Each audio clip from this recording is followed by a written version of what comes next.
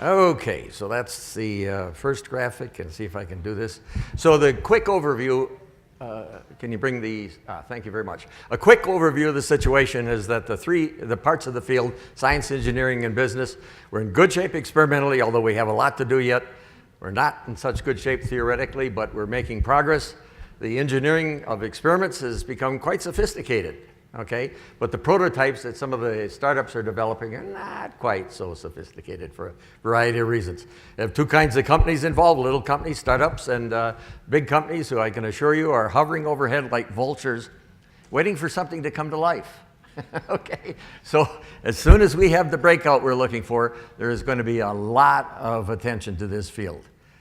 So what I'll do is very briefly show you the history and statistics, talk quite a bit about how this conference got organized, because it's important not only for this conference but for the coming conferences. We'll take a quick look around and then at prospects.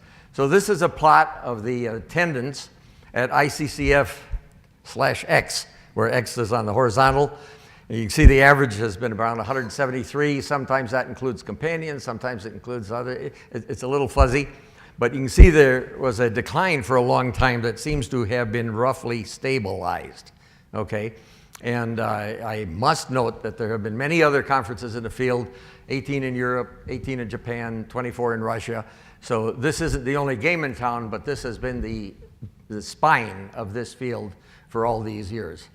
Now there are persistent participants. This picture, as you see here, was taken in, oh my, I'm sorry.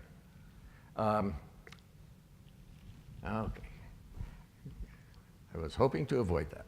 Okay, you can read it here. Taken at in Missouri, ICCF 18, and it showed people who were there at that time who had been to ICCF-1 in Salt Lake City in 1990. And I put arrows above the people who are here now, okay? There have been two people who have been fortunate to participate in all of these. Francesco, where are you? Please stand up, okay? Your contributions over the years, much appreciated. The statistics, these were made up before the start of the conference, that you have to be tuned, but we've had roughly 150 participants with from around 20 countries. We've been fortunate to have the scholars, the students, and the teachers here. About 2/3 of the people from the US, 12 from Japan, 6 from Italy.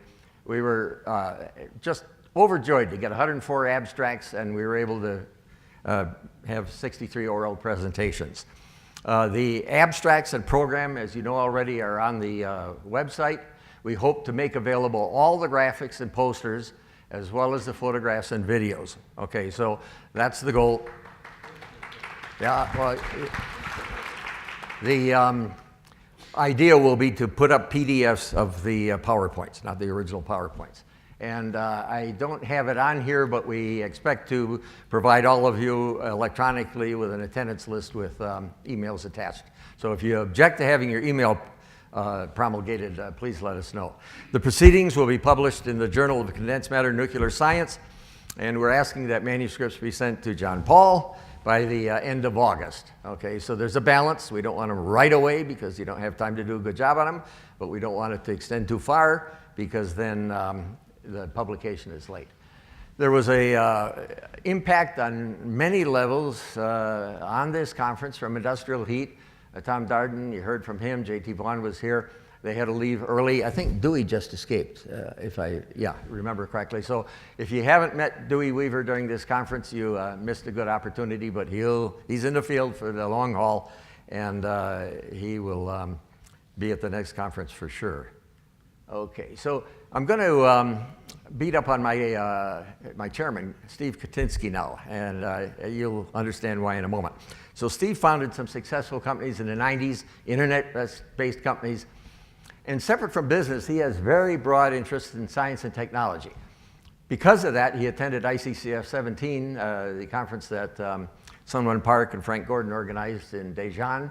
And we got to talking and started collaborating, and he formed LENR Corporation in 2015 to advocate for work in this area.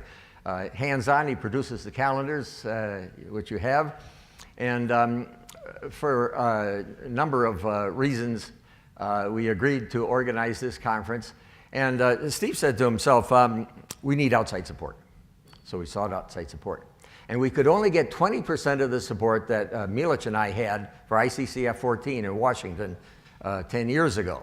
So what do? Okay, so we took Bill Collis' example.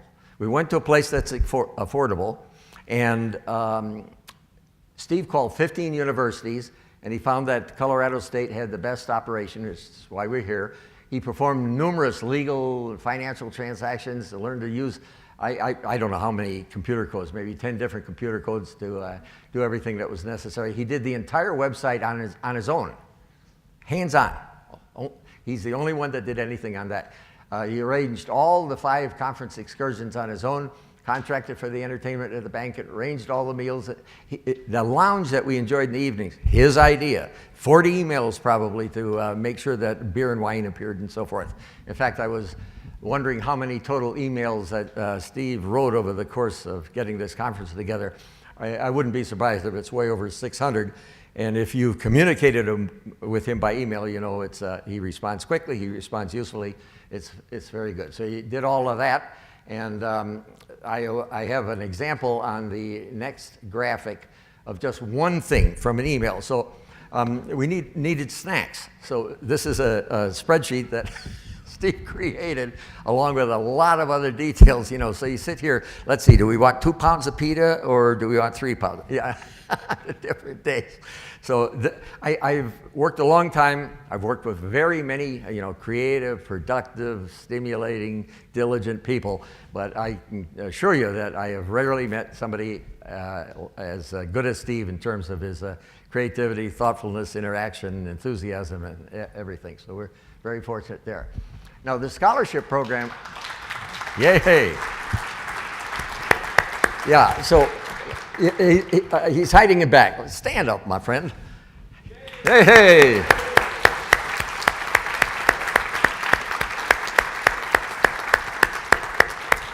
It was 3 parts Katimski, 1 part Nagel. This was a good team, and it worked out very well. So Steve's idea was, gee, why don't we get students here? We need more young people and so forth. So we were fortunate to be able to get funding from my cousin, Nagel Foundation. And wonderfully, Dana agreed to spearhead that program. Matthew Vallette and Florian Metzler, I don't know where they are now. Matthew's there. Where's Florian? Is he still here? Okay, so they contributed. So I'd like to pause at this point and ask all the scholarship people, the students and the teachers, to stand up, please. I don't know how many are left here. Okay, I'd like to give you a hand.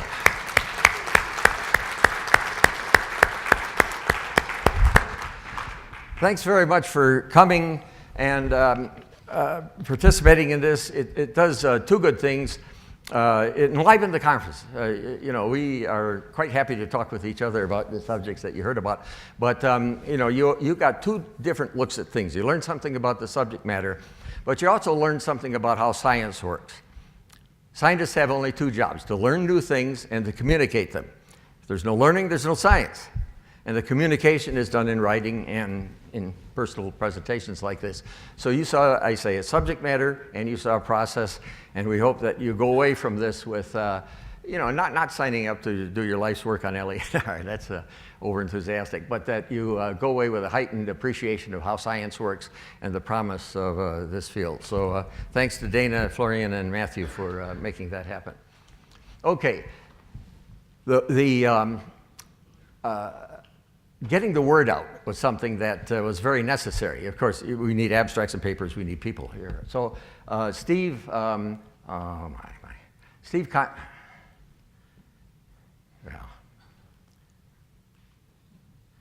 I apologize. There we go. Okay, so Chloe is Steve's nephew. She just graduated from Chapman University. So he calls her up and said, we need people to find email addresses. So she organized this group of people here, and they contacted, I can read it here, top 150 engineering universities, top 60 international universities, and so forth, and generated, as you see here, 56,000 email addresses. And we send out broadcast emails and all of those. So some of you are here because of the work of that group, okay? Now, you say, gee whiz, why aren't there more people here? 56,000 emails. But think about it. A lot of people were made aware that LENR is alive and that there's a conference on it. Okay, so one of the benefits of all of this effort is that we had a good outreach, and of course these lists are available to Bill Collis for the next meeting. Okay, still on the core group here. This group of people listed on the left here has been, I say spinal, from many countries on the International Advisory Committee, mainly the past chairman and so forth. They're on the scientific committee, they served as session chairman and all. And for speaking personally, it is a joy for me to come to one of these meetings. I see old friends from all over the world. I learn new things, what's going on lately and so forth, okay? And I get to meet new people and learn new things, and it is a very, very pleasant situation on all levels, from scientific to technology to engineering to business to politics and the sociology as well. Now, finally, turning to the Colorado State University personnel, I can't thank you enough, Brianna. Your expertise, responsiveness, good sense, and everything was just off scale, and we greatly appreciate what you did. Brianna's in the back there.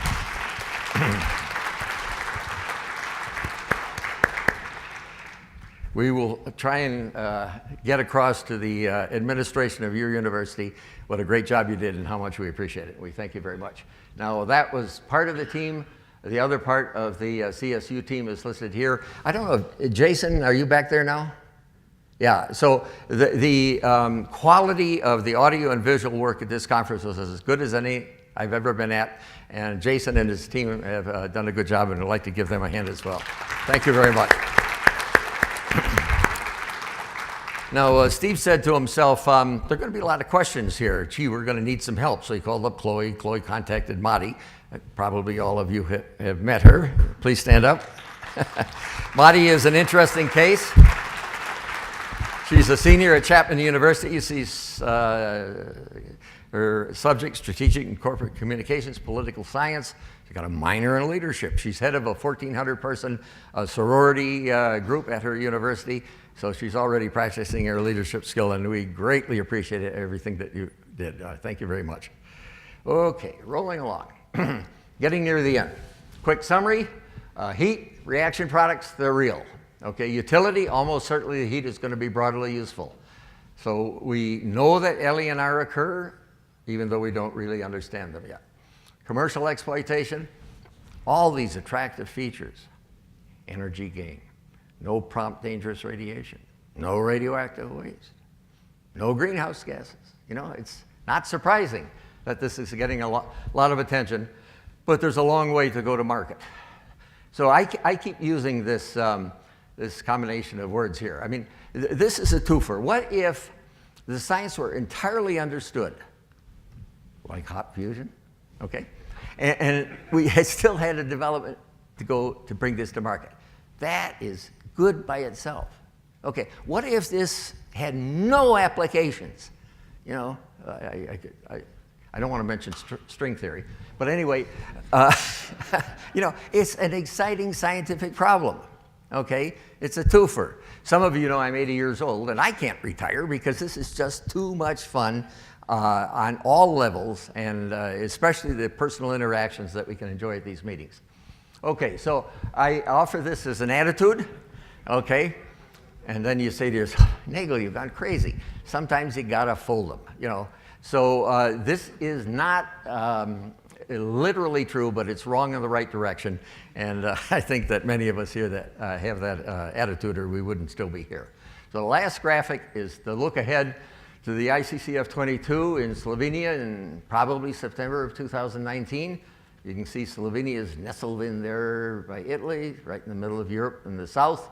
A beautiful place. We'll be meeting there, hotels in the area. So we're looking forward to seeing you there as Bill Collis formulates the next meeting. One thing I almost forgot, when we talked about submitting papers, Jed Rothwell asked that we also send the papers to him so he can make them available on his website. Okay, so if there are any complaints, talk to Steve. Okay, and I think it's an appropriate time to declare this conference closed.